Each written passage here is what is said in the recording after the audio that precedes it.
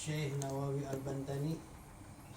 Al-Fatihah. أعوذ بالله من الشيطان الرجيم بسم الله الرحمن Bismillahirrahmanirrahim. Alhamdulillah rabbil alamin arrahman arrahim maliki yaumiddin إياك نعبد وإياك نستعين صراط المستقيم صراط الذين أنعمت عليهم غير المغضوب عليهم ولا الضالين.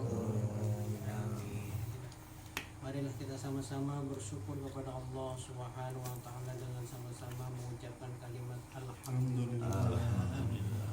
Alhamdulillah dan kita bersalawat kepada Nabi kita, junjungan kita, suri tauladan kita, Nabi besar Muhammad sallallahu alaihi wasallam.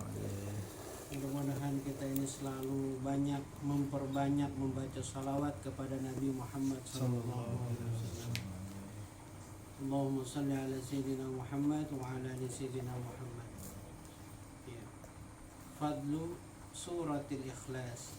Ya, keutamaan surah al-ikhlas. Kana rajulun minal ansar yaqummuhum fi masjid Quba. Ya. Ada seseorang laki-laki dari Bani Ansor mengimami mereka di Masjid Quba. Wa kana kullama, ya, setiap iftitah surah, ya, setiap ingin membuka surah itu yaqra'uha lahum fi shalah faqra biha bil iftitah bil qul huwallahu ahad. Ya. Jadi beliau ini setelah membaca surah iftitah, beliau tambahkan dengan surat al-ikhlas. Ya, laki-laki dari Ansor ini sampai selesai qul huwallahu ahad hatta yafrugha minha summa yaqra'u bi suratin ukhra ma'aha. Dan setelah membaca surat al-ikhlas baru ditambah lagi dengan surat yang lainnya. Wa kana yasna'u dzalika fi kulli rak'atin. Dan itu setiap rakaat beliau selalu begitu. Jadi setelah membaca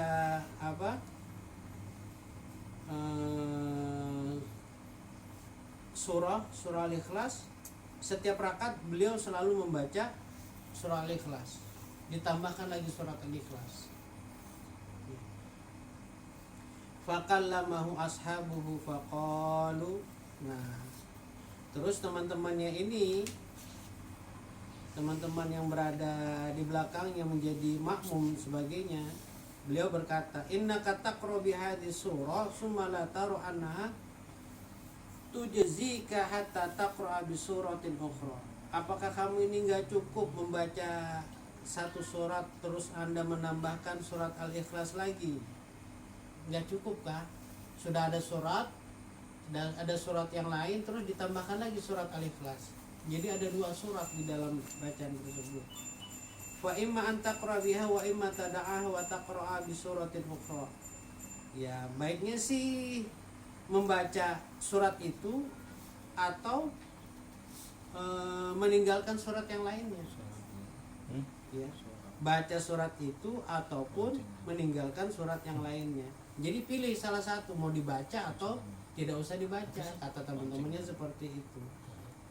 Nah,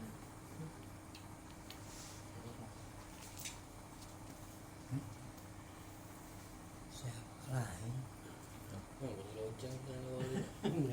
kering-kering itu naik sepeda, ada sepeda lain kereta kencana di sini.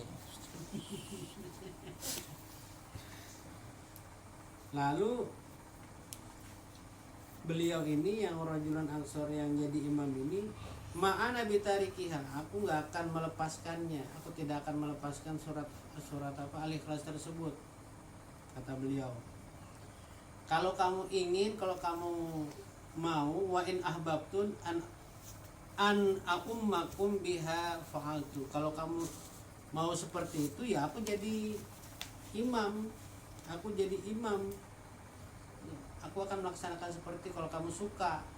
Tapi kalau kamu nggak suka atau kamu benci, maka tidak usah memilih aku menjadi imam.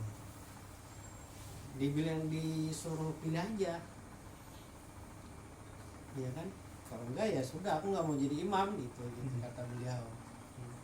Wa kanu yarawnahu afdalahum wa karihu ayyakummahum ghairuh. Dan mereka semua menganggap bahwa beliau itu adalah yang paling afdol kalau beliau jadi imam. Orang Rajulun Ansor tadi paling bagus, nggak mau yang lainnya. Ya, misalnya ya Rijal imam besar gitu kan, masalah itu kan. Pokoknya Rijal aja, nggak mau yang lainnya misalnya. Yai Jono. Oh Yai Jono. Imam besarnya juga. Nah imam besarnya. Imam halusnya ya Yoko. Ini cadangan gue. Jadi mereka nggak mau juga kalau dia sampai diganti dengan orang lain, karena dialah yang lebih afdol, dia yang lebih baik daripada yang lain.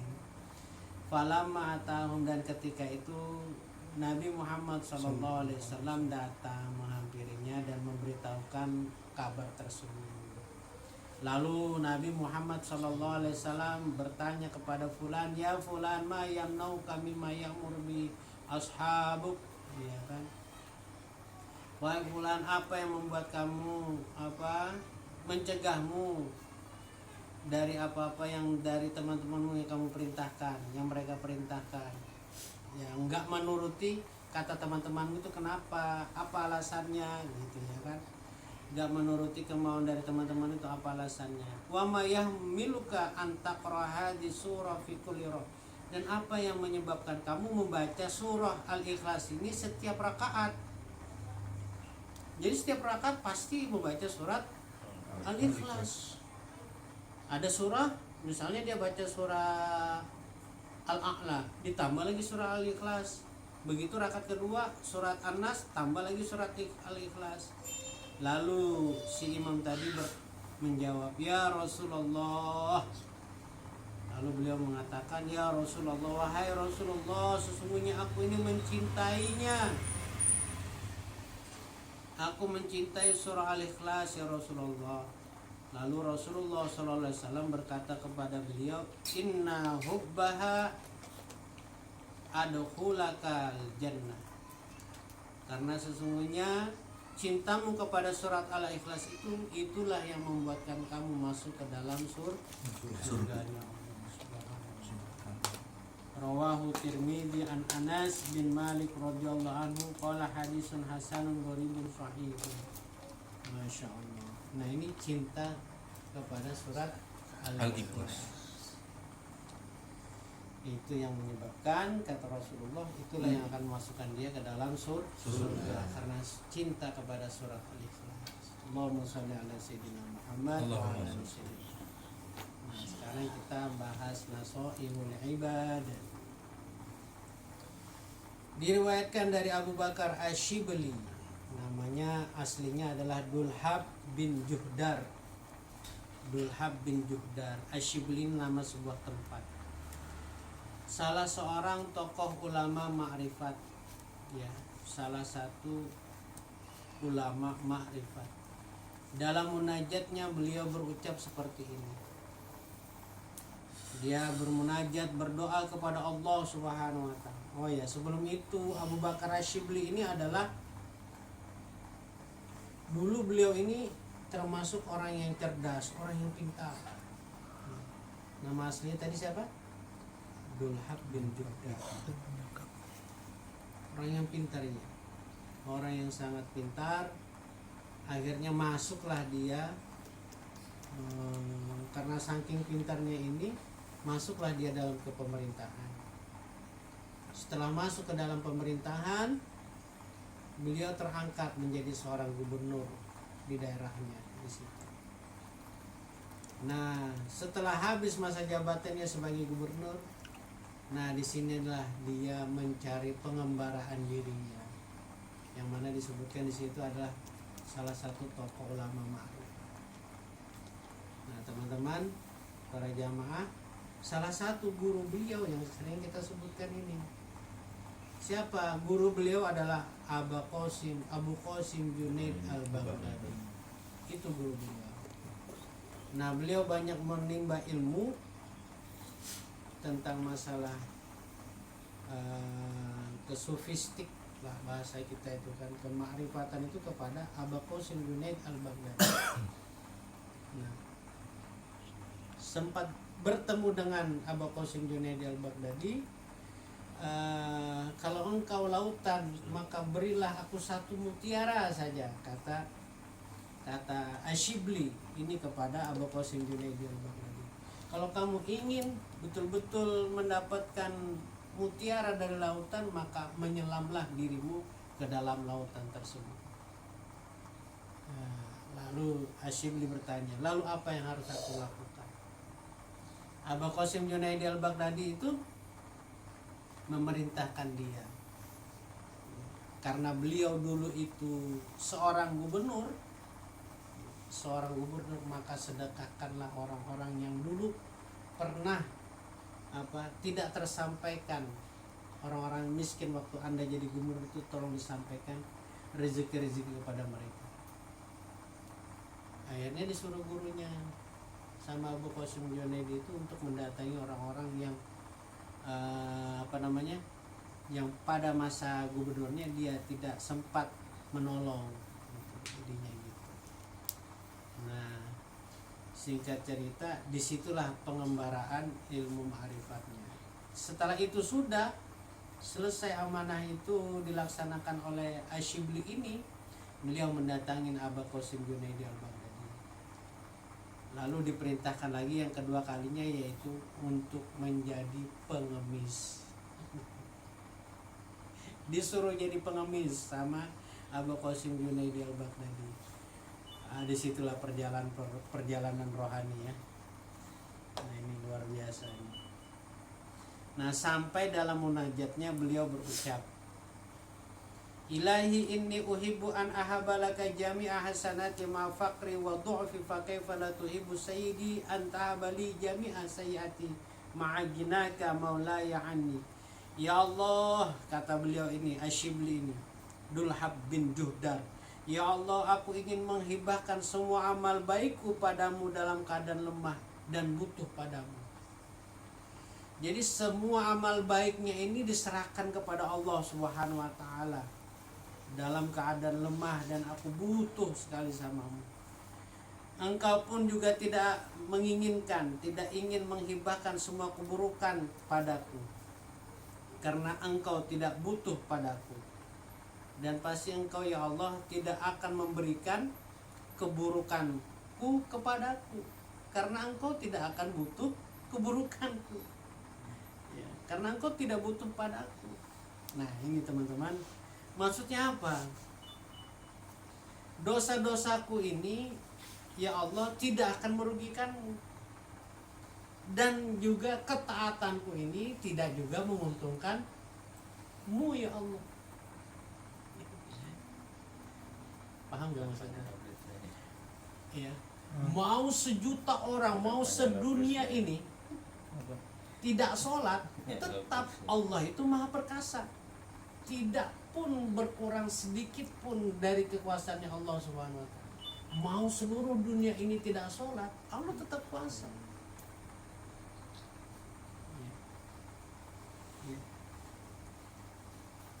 Dan begitu juga kalau semua sedunia ini dia taat kepada Allah, juga taat, semuanya taat kepada Allah Subhanahu wa ta'ala, juga tidak menguntungkan Allah juga. Jadi jangan sok-sokan kita ini aku sudah sholat sih, aku sudah sholat dulu dan sebagainya, aku sudah melakukan kebaikan dan lain sebagainya. Nah ini ya. Nah, jadi tetap Allah Subhanahu wa ta'ala itu mempunyai sifat Al-Aziz ya, ya Qahar ya, yang maha perkasa ya, Aziz dan lain sebagainya. Jadi kita jangan merasa ya Allah membutuhkan kita. Gaya betul, kita ini yang membutuhkan Allah. Kita ini yang sangat membutuhkan Allah Allah Subhanahu wa taala. Karena kita ini adalah manusia yang lemah dan selalu butuh kepada Allah Subhanahu wa taala. Kehambaan kita ini nah, maka derajat yang paling tinggi di sisi Allah Subhanahu wa taala adalah hamba. Ya. Allahumma shalli ala sayyidina Muhammad wa ala ali sayyidina Muhammad. Allahumma shalli ala sayyidina. Nah, beberapa ulama pernah mengijazakan kepada Asyibli ini, Abu Bakar Asyibli ini, syair-syair untuk dibaca. Ya. Nah, dibaca sebanyak 7 kali usai sholat Jumat. Mungkin Isra pernah saya kasih tahu ya. Isra ya. Isra. Hah? Apa itu? Apa yang dikasih tahu guru? setelah habis sholat Jumat? Insyaallah. Oh iya. Bacanya kalau udah Apa?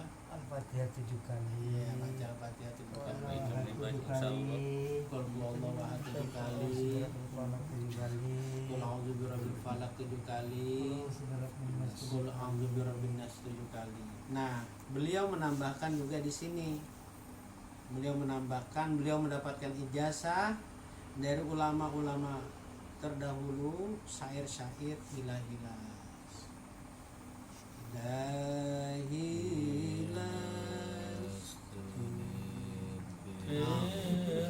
Ngantuk pengpenis syair mau ngantuk. Coba sama-sama. Oh iya sama ya, tapi yang pimpin.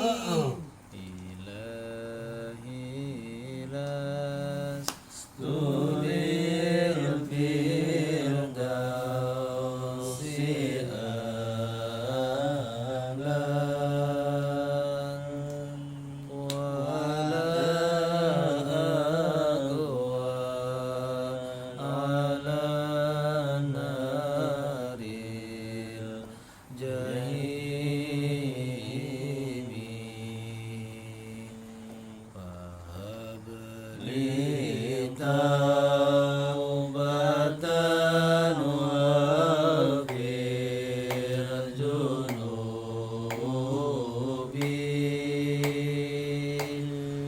fa innaka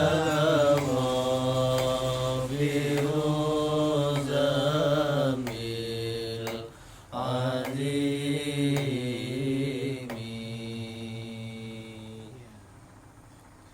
Wahai Tuhanku, aku bukanlah ahli surga, namun aku juga tidak kuat berada dalam neraka.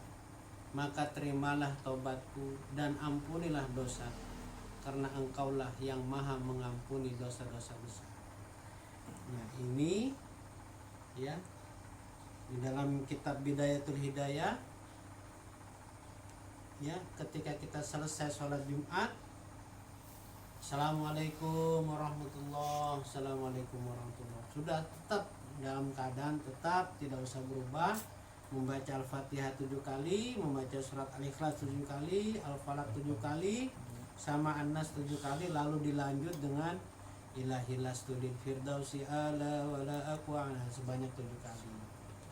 Nah ini ya, mudah-mudahan kita bisa mengamalkannya. Amin ya Allah. Dikisahkan bahwa pada suatu hari Abu Bakar Asyibli datang kepada Ibnu Mujahid. Tiba-tiba Ibnu Mujahid merangkul dan mencium keningnya.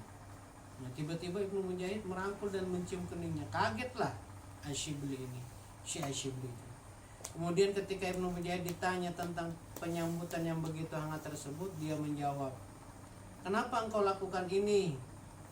Lalu Ibnu Mujahid menjawab, "Di dalam mimpi aku melihat Asyibli datang menghadap Nabi. Kemudian Nabi berdiri dan mencium keningnya. Aku pun bertanya, 'Wahai Rasulullah, mengapa engkau berbuat demikian kepada Asyibli?' Jadi Ibnu Mujahid bertanya kepada Rasulullah, kenapa? Ya. Nabi ini sampai mencium keningnya Asyibli. Lalu Rasulullah menjawab, itu dikarenakan setiap dia usai mengerjakan sholat fardu selalu membaca 2 ayat berikut ini. Laqad ja'akum rasulun min anfusikum azizun alaihi ma anittum harisun alaikum bil mu'minina raufur rahim. Fa in tawallaw faqul hasbiyallahu la ilaha illa huwa alaihi tawakkaltu wa huwa rabbul arsyil azim. Nah, yang diamalkan Asyibli ini adalah membaca surah ini. Oleh karena itu, berkat surat ini beliau Asyibli dicium keningnya oleh baginda kita Nabi besar Muhammad sallallahu alaihi wasallam. Insyaallah. Lalu Asyibli mengucapkan sallallahu alaika ya Muhammad. Semoga selawat berlimpah kepadamu wahai Nabi Muhammad. Lantas aku bertanya langsung kepada Asyibli, betulkah apa yang kau lakukan itu? Lalu Asyibli menjawab, iya. Dia menjawab sama dengan apa yang dia jawab ketika dalam mimpi tersebut. Allahumma salli ala Sayyidina Muhammad wa ala ali Sayyidina Muhammad. Ya, itu surga itu, Masya Allah. Mudah-mudahan kita ini bisa bermimpi berjumpa dengan Rasulullah. Apalagi yang sudah 40 ya, lebih 40, mudah-mudahan kita semuanya bisa bermimpi dengan Rasulullah. Amin. Di dalam dunia ini itu sungguh sangat luar biasa ya, sangat luar biasa kalau kita sempat bermimpi dengan Rasulullah SAW. Anugerah yang sangat luar biasa. Mudah-mudahan Allah kabulkan hajat kita, yakni bisa bermimpi dengan Rasulullah SAW di dunia ini. Ala hadhihi niyah salihah. Al-Fatihah. Bismillahirrahmanirrahim. Alhamdulillahirabbil alamin. Arrahmanirrahim. Maliki yaumiddin. Iyyaka na'budu wa iyyaka nasta'in. Ihdinas siratal mustaqim. Siratal ladzina an'amta 'alaihim ghairil maghdubi 'alaihim waladdallin. Assalamualaikum warahmatullahi wabarakatuh. Waalaikumsalam warahmatullahi wabarakatuh.